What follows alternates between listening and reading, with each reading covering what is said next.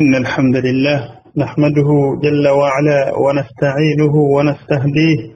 ونؤمن به ونتوكل عليه وأشهد أن لا إله إلا الله وحده لا شريك له وأشهد أن محمدا عبده ورسوله صلى الله عليه وسلم وعلى آله وأصحابه ومن سار على نهجه واكتفى أثره إلى يوم الدين بني نزم النان بغان بانغي السلام عليكم ورحمة الله وبركاته أيبزو الله سبحانه وتعالى أتوا أو بلامو نغام بطوف تري إنساسولا ينجد مساسولام كسب الله سبحانه وتعالى مغلمو واتوا أتقومي نغا تولي بسلام أتي أباغلنا قروري الله سبحانه وتعالى olwaleero olunaku lwe tubaako n'okuanukula ebibuuzo byaffe ebiba bibuuzibwa ku lunaku olwo biizinillahi taala era ebibuuzo mubibuuzizza nsaba allah wekitiibwa subhanahu wataala atwongere okumanya ate atuwe n'okutegeera nga sonnaba kuyingira mu bibuuzo nyongera okukubiriza abasiraamu okusabira obusiraamu bwe Uganda ebizibu ebiriyo mwenna mubiraba bulungi era mubiwulira bulungi era mubitegeera nga si Uganda yokka wabula obusiraamu bwonna okutwaliza wamu mu nsi yonna bubonyaabonyezebwa era bunoonyezebwa nga mpiso buli musiraamu wonna waali nkubiriza mwenna abantu mwenna musabire nnyo obusiraamu bwe Uganda kubanga ate bwo bususse okuba nti abasiraamu bennyini bebeeryamu enkwe ne beewaayiriza n'ebifaananako bwe bityo olw'okwagala ebyenfuna n'olw'okwagala ebitiibwa ne beewaayiriza okusiba ekibuuzo ekisooka olwaleero kyebuuziddwa muganda waffe Abu Makka eyalidde empanga yasooka okubuuza ekibuuzo abuuza nti Talakaini yavaawa eramulwa etya Talakaini yavaawa era eramulwa etya Talakaini muganda wange Abu Makka nsaba Allah atugatte ku busiraamu ate atugatte ku mazima ate atwagalanye nga tuli ku kituufu no ku mazima ate atusinkanye mu maaso ga Allah subhanahu wa taala nga tuli mu abo abaali abasiraamu Talakaini ekigambo Talakaini kitegeeza okwogera ebigambo ng'omuntu abiddamu ekigambo Talakaini kitegeeza omuntu okwogera ebigambo ng'omuntu abiddamu kye bayita talqiinu omubaka kye yagamba sallallahu alaihi wasallam nti laqinu mautaakum la ilaha illa Allah mugamba abantu bammwe abasemberedde okufa mubagambe nti la ilaha illa Allah kubanga bw'ogamba omuntu asemberedde okufa n'omugamba nti la ilaha illa Allah nga naye akuddamu nti la ilaha illa Allah muhammadun rasulullah kati kyekiyitibwa talqiin era okusomera omuntu n'omugamba nti qaala naye n'akuddamu nti qaala rasulullahi llahi nga bwatyo bwakuddamu oba okola kye bayita atalqiin then olw'okuba nti kitegeerwa bubi abantu baakikyusa ne bakizza ku mufu era waliwo akatabo akakwatibwa ng'omuntu afudde nga bamaze omuziika ne bakasomera ku mufu ku kabbuli ye ku ntaana ye nga bamaze omuziika akatabo ako bakayita talqiin kati akatabo ako baakatuuma erinnya eryo mu bukyamu siri erinnya eryandibadde likatuumibwa akatabo ako kaavaawa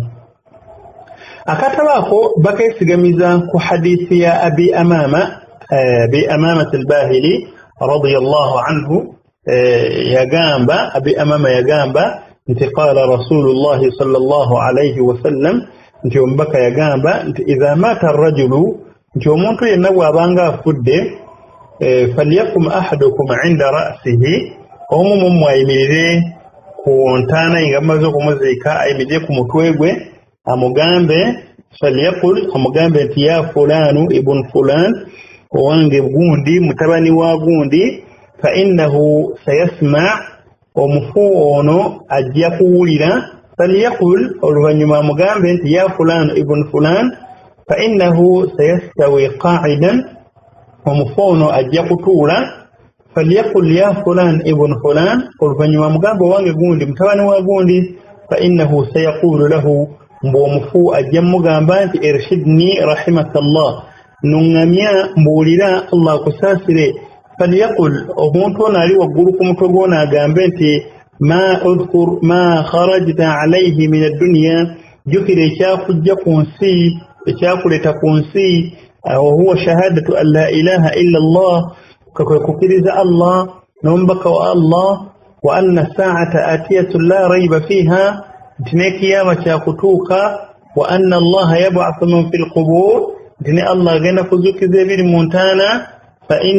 فإن منكرا ونكير عند ذلك ولوكما كتي ملايكة إبري منكر من نكير إكسيري كبيرزو لدانغو منتوى مغامبي بغامبي يأخذ بيد صاحبه ويقول ملايكة نكواتا مكونو منتو وملايكة منه يمغامبا تقوم فوانو ما تصنع عند رجل لقن حجته ويقول شو نونغو منتوى مبدي ببوزو فيكون الله حجيجهما دونه حديث رواه عبد العزيز الشافعي وهو حديث ضعيف جدا حديث فو سين توفو سيغامبو بيامو بك محمد صلى الله عليه وسلم فهنا ليس مقال ذكر هذا تتولي مكوغيرا تخرج حديث من حديث مفنيو رواه الطبراني في الكبرى nganayo naye bajireta mukubo ngafu amakubo gonna gajja hadithiyo gonna mafu bigambo bijweteke ku nabbi Muhammadi sallallahu alaihi wasallam akatabako kafu olwa kubanti wakayimiridde wafu kava ku hadithiyo atenga hadithiyo umfu sintufu era bomulabanga omuntu yenna kikola mugambe nti okoledde ku hadithi enfu ojetese ku nabbi Muhammad sallallahu alaihi wasallam ebigambo ebikyamu ebitakirizibwa wallahu aalam. Yabuuza ekibuuzo ekyokubiri nti omuntu alagira okutya Allah nga ye tamutya alamulwa atya. Alagira okutya Allah nga ye tamutya tateekeddwa kulagira kubanga Allah subhanahu wa ta'ala yamugamba nti atamuruna an-nasa bil birri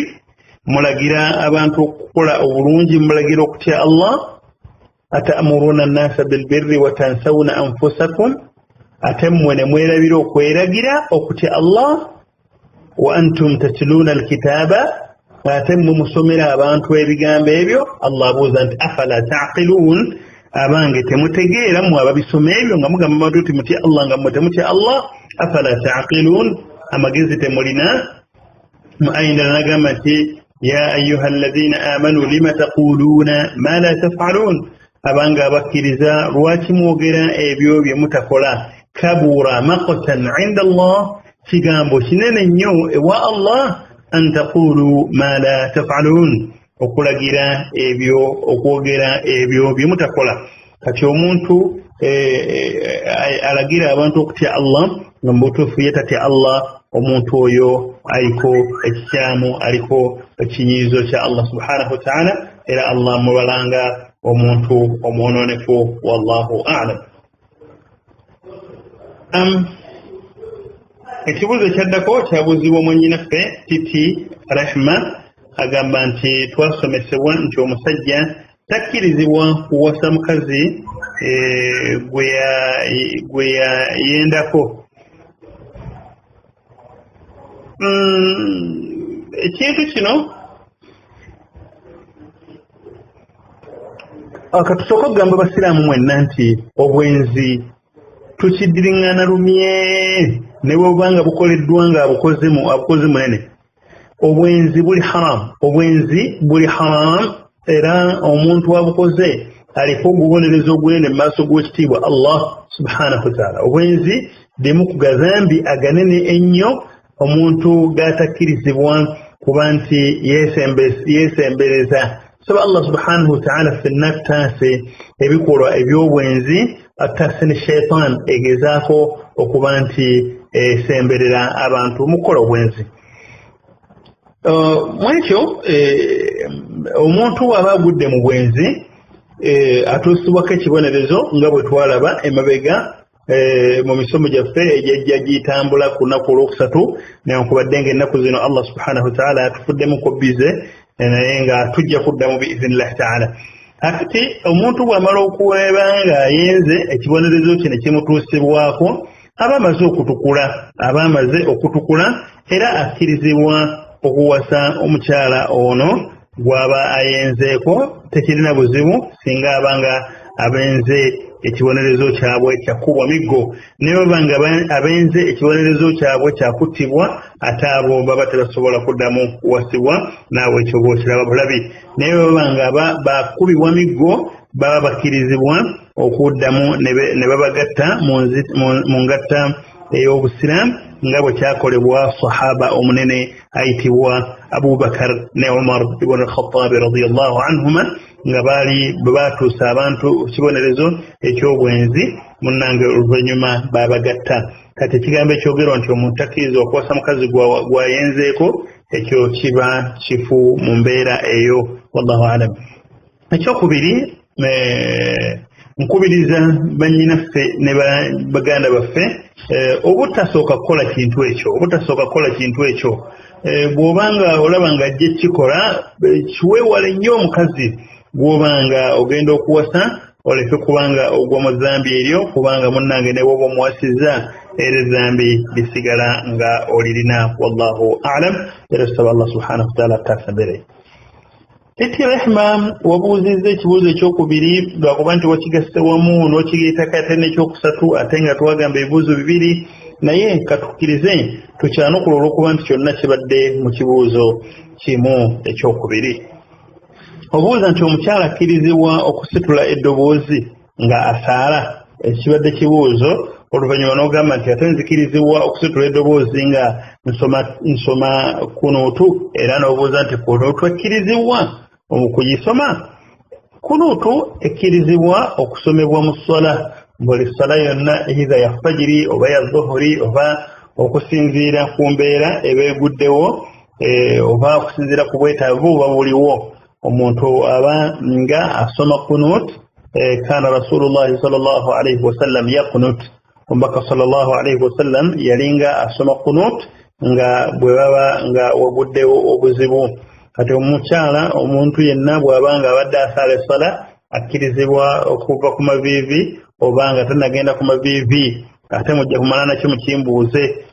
Kunut akkirizibwa okusomerwa mu bitundu ebibiri ng'omaze al-Fatiha ne ssuura nga tonnaba kugenda ku maviivi n'osoma kunut ate era ekkirizibwa okusomebwa ng'ogenze ku maviivi n'ovaayo ogambye nti sami Allahu liman hamida awo nawo okkirizibwa okusomerawo kunut era nga kyekyasinga okumanyibwa nga naye nakiri gyekiri mu busiraamu tekirina buzibu. Kati kunut ekkirizibwa omukyala akkirizibwa okugisoma akkirizibwa okugisoma bw'abanga alina ekyetaago kye nga ye akkirizibwa okugisoma. La yushtaratu alayhi rafu sawt tekirina kukalombolombo nti olina kusitula ddoboozi titi olyoka osome kunuutu nedda n'abali ebweru bawulire nti oyo ani oyo anti titi asoma kunuutu nedda nyabo wabula oba olina kuba nti osoma mu ddoboozi lya wansi. Omukyala tasitula ddoboozi lye mu swala ng'abadde asaala kaama era ne kunuutu bw'obanga obadde ogisoma era ogisoma kaama. Ekigitusomesa olwatu nga tugisoma gy'owulira mu mizikiti nga tugisoma lwatu anti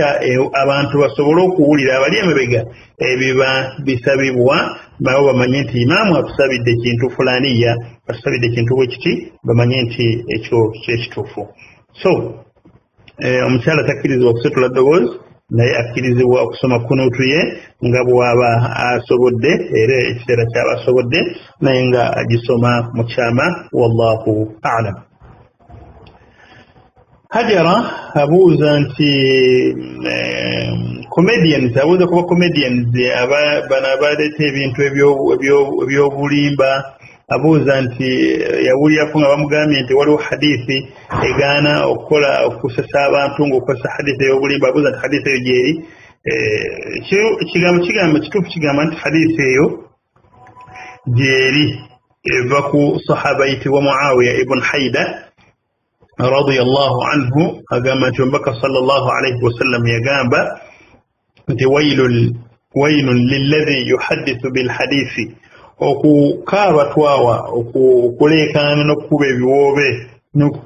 n'okubeera mu bibonerezo eby'amaanyi biri ku musajja anyumya aleeta ekintu aleeta hadisi oba aleeta emboozi liyudhika bihi alqawm asobole okusesa abantu fayakzib n'omusanga nga n'okulimba alimbye wailu lahu wa wailu lahu wa wailu lahu bwatyo mbaka sallallahu alaihi wasallam bwe yagamba nti ekibonerezo kibeere gyali ekibonerezo kibeere gyali ekibonerezo kibeere gyali hadisi eyo akhrajahu abu dawuda والنسائي وابن حجر قال إسناده قوي وكذلك حسنه الشيخ الألباني رحمه الله تعالى حديثه يويته ويري نيابا في حديثه إغانا ومونتو وكولا كوميدي وبا أقولي لذا كوميدي وكولا بكوميدي ندى بكوميديان بابا باليسا يشينتو باليتا شينتو gamba n'akireeta n'akunyumiza n'akulaga naye nga gwe wennyini okakasa nti kyaleese tekiriyo gwe wennyini okakasa nti kyaleese tekiriyo owabula asobole okumalako stress okumalako ebintu ebifaana bwe bityo gwe wennyini okakasa nti kyaleese tekiriyo gamba ng'okuba nti azze ayambadde nga mukazi gwe wennyini okakasa nti kino kyakoze si kyateekeddwa okukola era si mukazi wabula ayambadde bwambazi kujja kuzanya muzannyo temsaliya ebifaana bwe bityo bikkiriza omusiraamu omuntu okukikola nga just kusaagasagamu bwekityo era abaulama bakiraga nti kikkirizibwa nga mu fatawa sadara inda alulama ya 1987 ye namba ya fatwa eyavaako baulama ne boogera ekigambo ekyo era nga bakkiriza okulaba temsaliya oba okulaba komedi ekikkirizibwa tekirina buzibu era oli amukoze taba takoze musango ebbanga lyaba nga atambulira fi dairati lislaami mu lukomera lw'obusiraamu tekirina buzibu. Wallahu alam. Obuuza ku balooya nti balooya bo bakolera mu busiraamu bo bakkirizibwa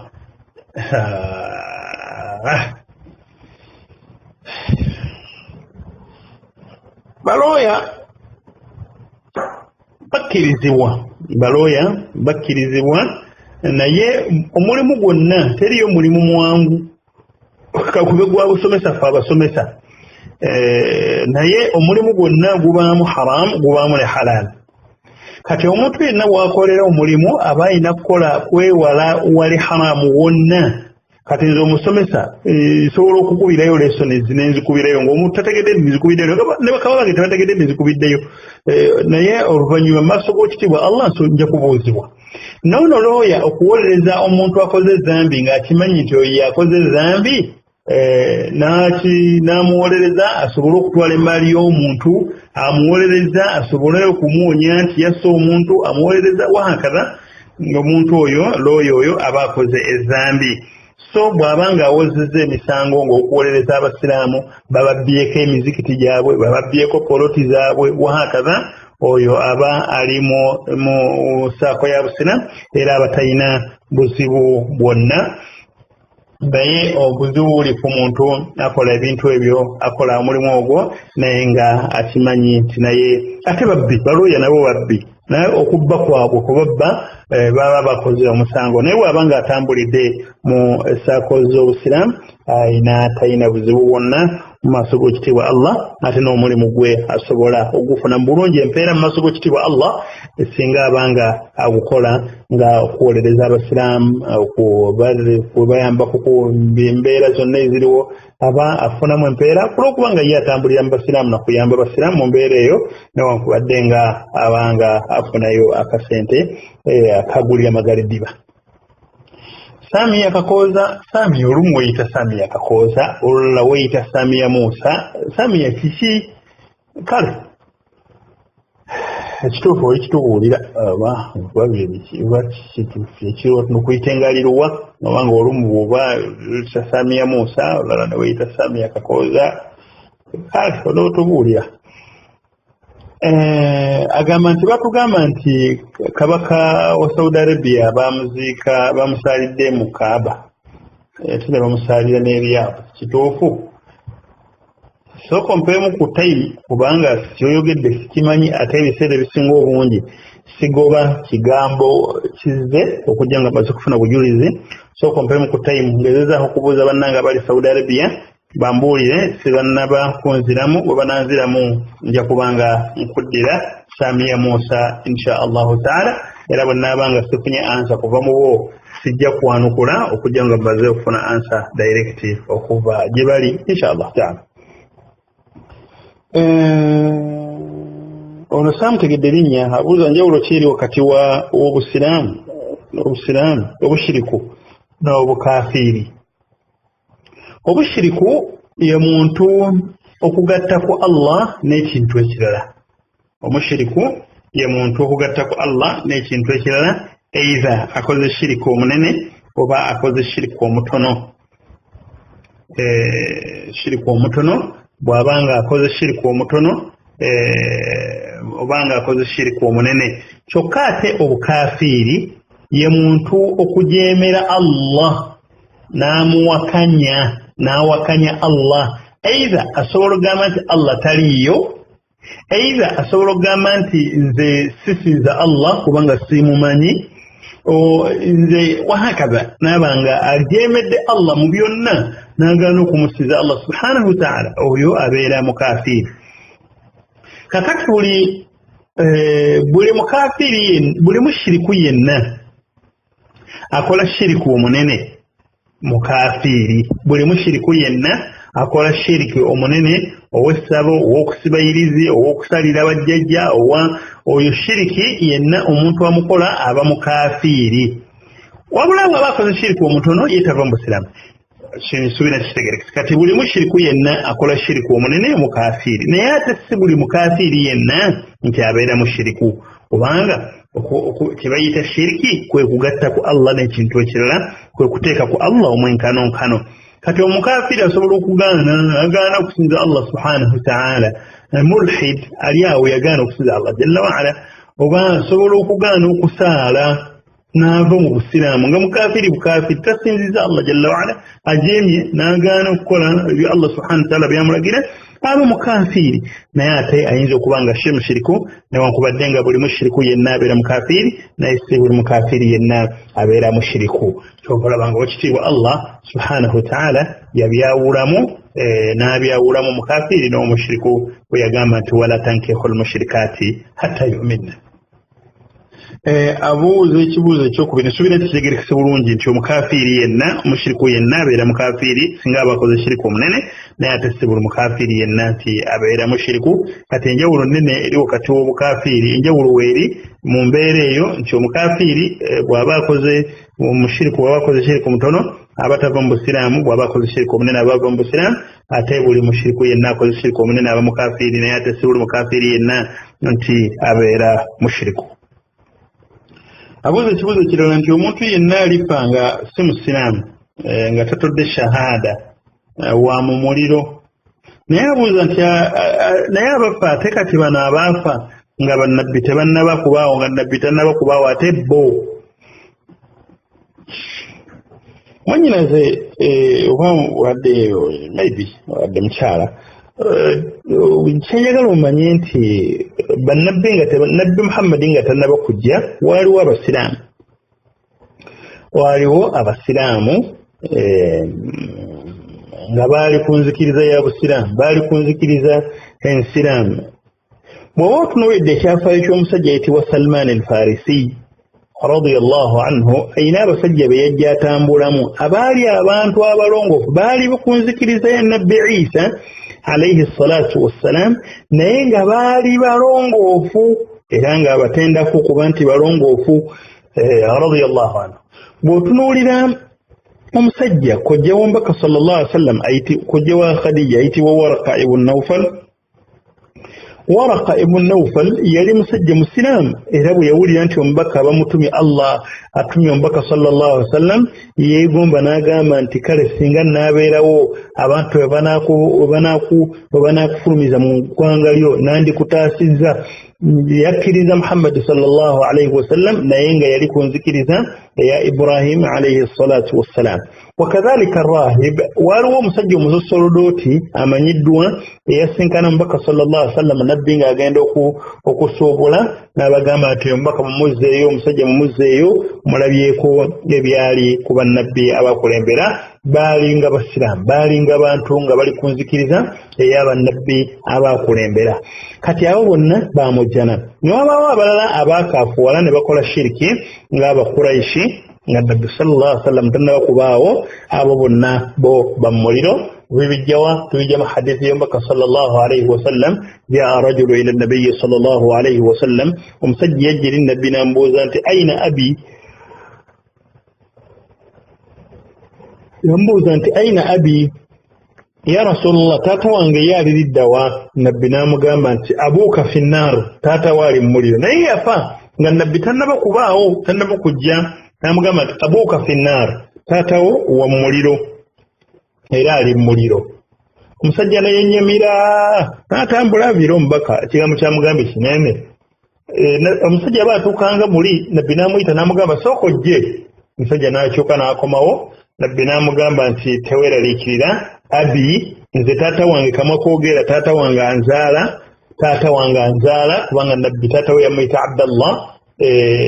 Amugamba nti taata wange anzaala wa muliro abi wa abuuka fi nnaar taata wange ne taatawo bonna bamuliro anti baafa bashiriku. Ate Allah subhanahu wa ta'ala bw'atyo bwe yakakasa nti inna Allaha la yaghfir an yushraka bihi wa yaghfiru ma duna dhalika liman yasha.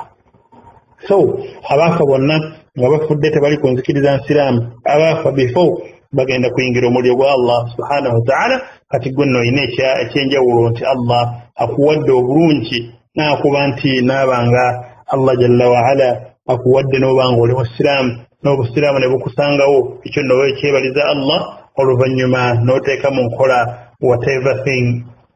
buli kyonna omubaka sallallahu alaihi wasallam kyeyabanga akutaddemu aba akusomesezza. Amina binti Sulaiman abuuza nti essola egenda butereevu ewa Allah. Agamba nti kuba twasomesebwako nti ebifaananyi bw'obeera mu nyumba erimu ebifaananyi essola Allah bamalayika tebaginona egenda butereevu ewa Allah essola oba bamalayika be bagitwala.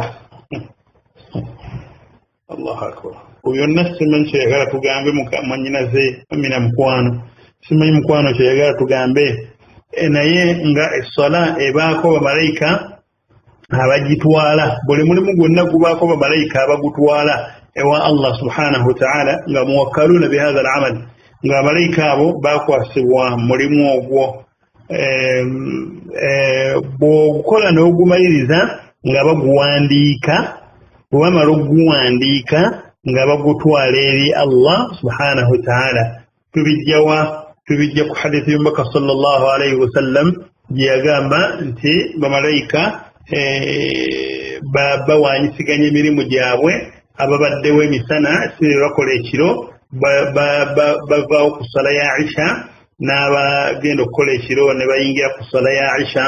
ne bajja okuba nti bakola emirimu gyabwe. Emirimu egyo kwe kuba nti batambuza emirimu gino n'okukuuma abantu okuwandiika buli kyonna omuntu kyakola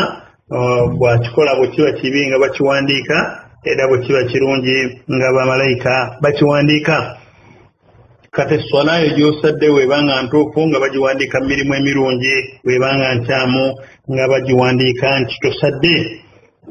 Kaakati bw'oba osaalidde ewali ebifaananyi bamalayika tebagenda kuwandiika swalayo esswalayo tebagenda kugiwandiika. Olina ekigambo ky'oyogedde nti oluusi tusaalira ewali ebifaananyi by'abasajja abayindi abantu abayindi nga balina ebasinza awo tosaalirawo era bw'onoosaalirawo esswalayo Allah tabaraka wa taala tagenda kugikkiriza. Saalira ewantu ewatali bifaananyi ebyo Allah subhanahu wa ta'ala akirize essolayo insha Allah ta'ala. Agamba nti mu toilet tetwogererayo, tetukkirizibwa kwogererayo. Naye ate bwe mba nsoma edduwa eno gye tusoma oleese edduwa eno gye mba njagala okwogerako yokka, ndowooza oluvannyuma tugende mu maaso. Edduwa gy'oyogeddeko mwannyinaze nfu, edduwa gy'oyogeddeko mwannyinaze nfu ey'okusomera nti bw'otuuka ku mukono ng'ogamba nti Allahumma atini kitabi biyamini, Allah mpeche nkusaba nkwasa ekitabo kyange mukono ogwa ddyo.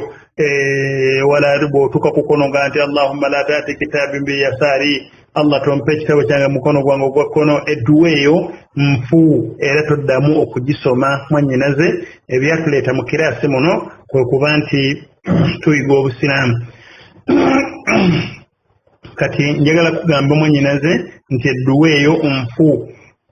Bwe tuba tufuna wuzu tewali dduwa gye twogera okuggyako nti tugamba bugambi nga tutandika nti bisimillah. Bw'oba otandika okufuna wuzu gamba nti bisimillah. Oli mu kiyigo kitali toyireti oba toyireti gamba nti bisimillah. Naye bw'oba otandika toyogera kutuuka muntu oli ali ebweru akuwulire nti Amina wuyo agambye nti bisimillah. Nedda yogera mpola mpola Mukama nti bisimillah, oluvannyuma otandika okufuna wuzu. Bw'omala okufuna wuzu fuluma mu kiyigo n'omugulu gwo ogwa ddyo ogambe nti alhamdulillahi alladhi ghufranaka oyinza okukomyawo nti ghufranaka n'ofulumya omukono gwo ogwa ddyo. Oluvannyuma n'ogamba nti alhamdulillah, n'osoma edduwa gy'osoma. Oluvannyuma ng'omaze okufuna wuzu n'ogamba nti ashhadu an la ilaha illa Allah astaghfirullah Allahumma ij'alni min at-tawwabin waj'alni min al-mutatahhirin. Edduwa eyo n'ogisoma n'ofuluma ebweru n'ogenda osaala esswalayo. Ebyo nno bye bigambo byokka ebyalabikako mu bigambo by'omubaka sallallahu alaihi wasallam, era ne mu nkola ye bw'atyo bwe yakolanga omubaka sallallahu alaihi wasallam. Otherwise gwe tokkirizibwa okwongerako bigambo birala, era ebyo bigambo by'oyongeddeko mwannyinaze si bituufu. Kati mu kiyigo, oba oli mu kiyigo ng'ofuna wuzu okkirizibwa obanga ogenda okunaaba janaba, obanga ogenda okunaaba obadde mu musaayi gwa haidi, ogenda okwetukuza ogamba nti bisimillah. N'ogamba nti bisimillah, oluvannyuma n'otandika okunaaba. Ekyo kikkirizibwa, naye togamba mu ddoboozi ddene nga ogenda okukola omulimu ogwo. Olwa hadithi ya Aisha radiyallahu anha yagamba nti kana rasulullahi sallallahu alaihi wasallam yadhkuru llaha fi jamii ahwalihi. Nabbi sallallahu alaihi wasallam yayitanga azkaari, yajjukiranga Allah subhanahu wa ta'ala mu budde bwe bwonna mu biseera bye byonna. Wallahu ta'ala a'lam.